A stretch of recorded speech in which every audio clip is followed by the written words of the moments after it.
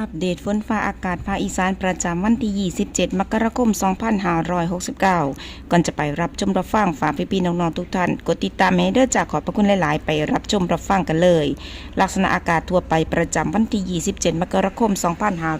2569 บริเวณความกดอากาศสูงหรือมวลอากาศเย็นที่ปกคลุมประเทศไทยตอนบนและภาคใต้ตอนบนมีกำลังปานกลางลักษณะเช่นนี้กะสิส่งผลให้สภาพอากาศของภาคอีสานสิมีอากาศเย็นกับถึงหนาวกับมีหมอกในตอนเช้าจ้าโดยอุณหภูมิเฉลี่ยพื้นราบต่ำสุดอยู่ที่ 13-19 องศาเซลเซียสอุณหภูมิเฉลี่ยพื้นราบสูงสุดอยู่ที่ 29-32 องศาเซลเซียสบริเวณยอดภูอากาศหนาวอุณหภูมิต่ำสุด 8-14 องศาเซลเซียสจ้าลมตะวันออกเฉียงเหนือความเร็วลมอยู่ที่ 10-15 กิโลเมตรต่อชั่วโมงขอให้พี่ๆน้องๆชาวภาคอีสานทุกท่านดูแลสุขภาพเนื่องจากสภาพอากาศที่ยังคงหนาวเย็น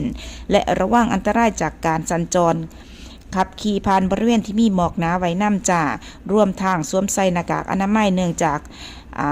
ฝุ่นละอองในระยะนี้มีการสะสมปานกลางถึงค่อนข้างแห้งเนาะพี่น้องเนาะ